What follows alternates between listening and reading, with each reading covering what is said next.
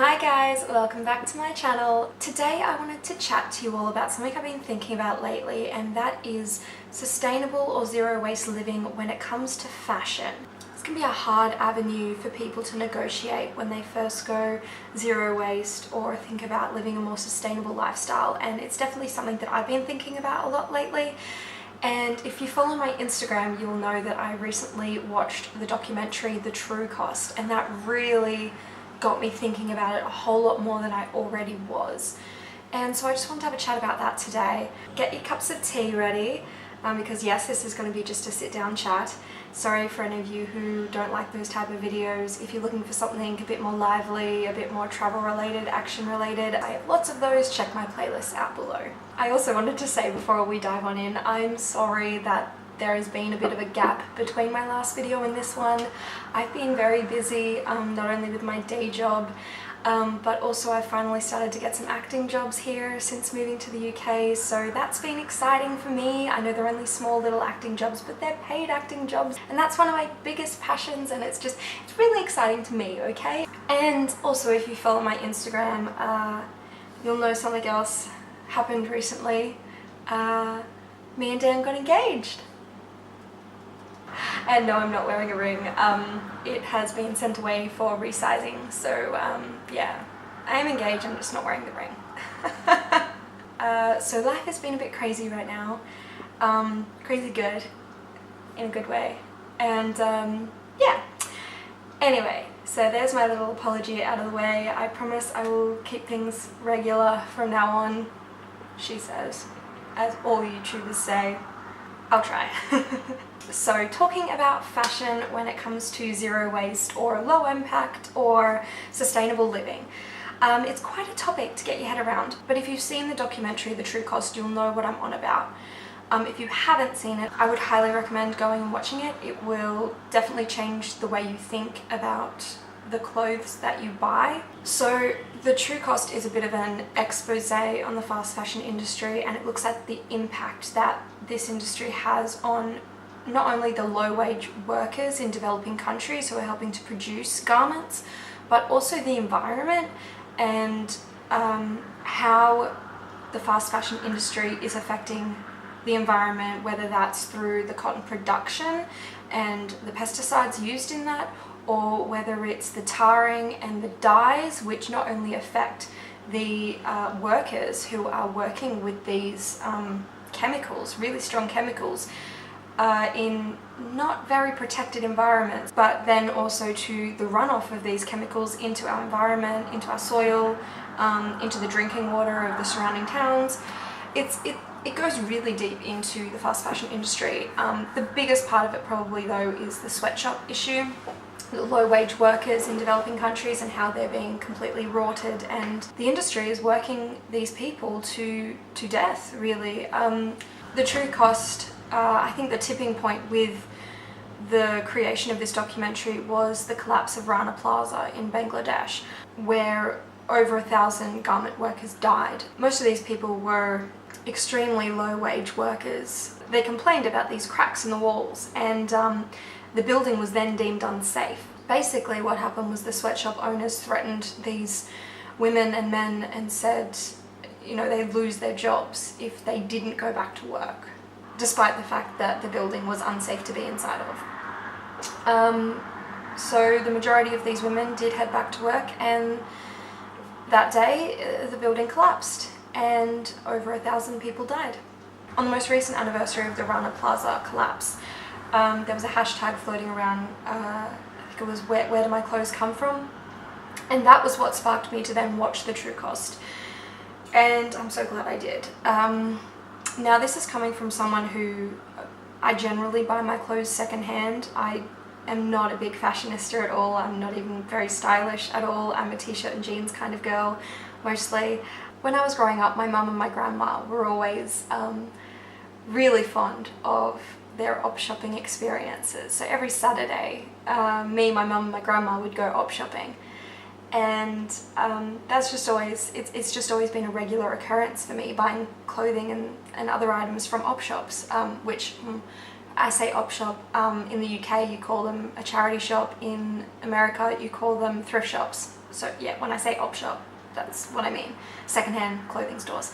And so I've always been accustomed to buying a lot of my clothing secondhand, but about a year and a half ago I decided that I was going to try to only buy my clothing secondhand, exclusively, so no more new purchases, which I was never a big fashion shopper, but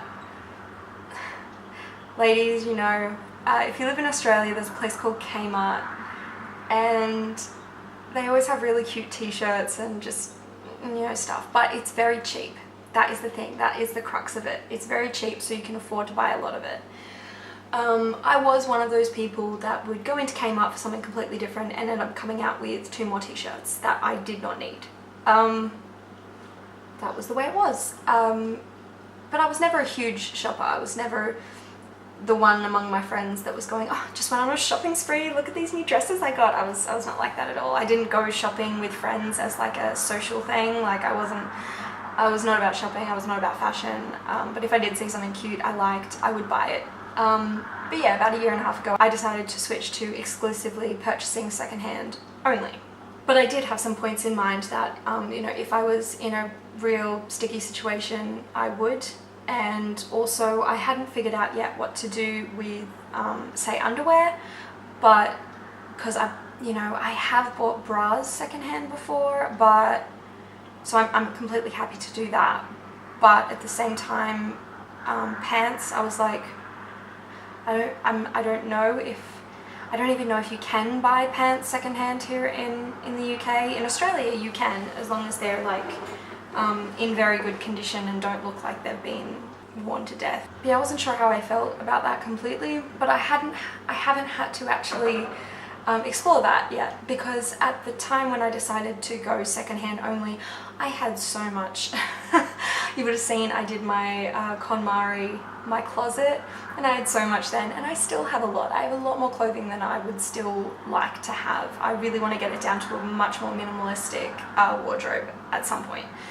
But when it came to underwear, I had a lot. I didn't really chuck any underwear because I was like, well, I don't know what to do about underwear yet, and I've got so many pairs, I'm just gonna wear through them all, and yeah, when it finally comes to the point where I need to buy new underwear, I'll figure that one out. I am still not at that point. That is how many pairs of underwear I own. Why are we talking about my underwear so much? I'm gonna get the creepers on the internet now, aren't I? But I have come across a lot of YouTube videos that have got me thinking, and I think I found a solution that I'm going to give a try. I'm not saying it's going to be the full solution, but I found a lot of tutorials about how to make your own bralettes and even pants, and I think I'm going to give this a go. I mean, I know my way around a sewing machine. I did 2 years of home ec at high school where you got taught sewing and cooking because those were important life skills. I'm not actually sure why home ec classes are a thing, but I mean, it's probably a good thing in the long run. I don't know. Prior to that, even my mum had shown me around a sewing machine, so I know how to use one, and the tutorials don't look that hard, so I think that's what I'm going to do. Somehow find either scraps of fabric that are left over. I know at some secondhand stores you can find that. You can even find that sometimes at fabric stores where there's cut-offs that people have left, and you can buy them, or even using fabric from old items of clothing that I'm thinking of getting rid of. I might start to do that, so I'm going to give that a try. If anyone's tried that, let me know. Now, something I had never considered, but after seeing the true cost, is sustainable brands. So there are a lot more sustainable fashion brands popping up out of the woodwork as more and more of these issues come to light. And so there are a lot of these brands out there that are popping up that are trying to create as sustainable, environmentally friendly and fair trade clothing items as they can. And I've never actually considered buying from these brands before. One, because they're usually a bit more expensive than regular clothing, fast fashion, I mean. Yeah, I'd never considered that, probably from the money point of view.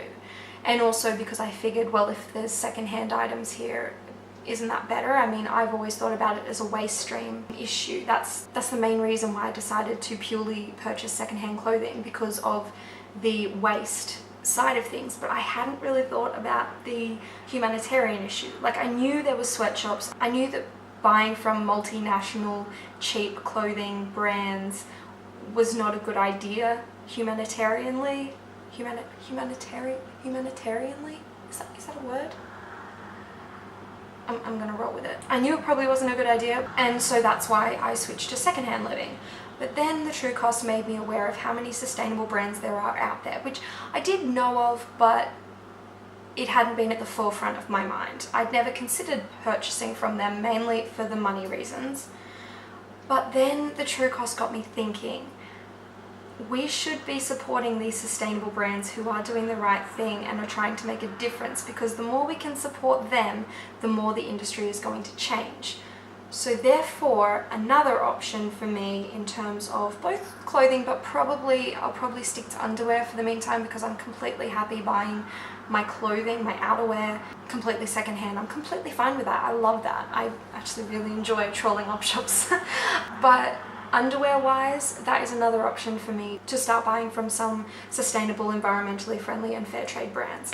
And there are a lot out there, so I think I'm going to do a bit of a mix of both, creating my own and purchasing from brands who are doing the right thing. So yeah, I kind of just wanted to talk about this realization of mine, I guess, or this thought process of mine surrounding the fast fashion industry and the true cost, and what I do in regards to fashion and clothing while trying to remain zero waste and sustainable, and where I want to go from here, the next steps I'm going to take. And I also wanted to ask you guys about what you do, because as I said, I'm really only just opening myself up to sustainable brands and stuff. So if you know of any brands that you like to support for these reasons, let me know in the comments below, because then I'll check them out.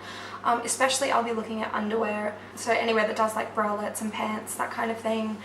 And also like basic t-shirts, I wear a lot of those, and if I do consider buying from a sustainable brand instead of buying them secondhand, yeah, you can probably give me some ideas of where to find those.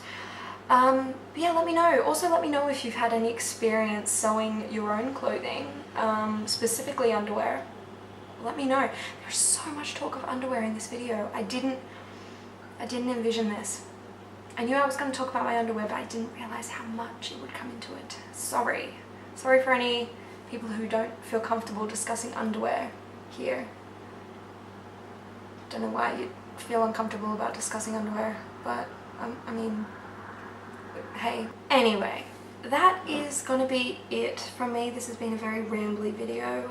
I didn't really know where I was going with this. I kind of just turned on the camera and decided to talk because this has been something that's been on my mind, and I wanted to share with you and maybe get your advice or recommendations. So yeah, let me know in the comments below your thoughts on this issue, so fast fashion, what you think about it, if you've been taking any steps to combat the issue or to lessen your impact in regards to this issue, and any solutions you have that could also work for me or anyone else. Let me know.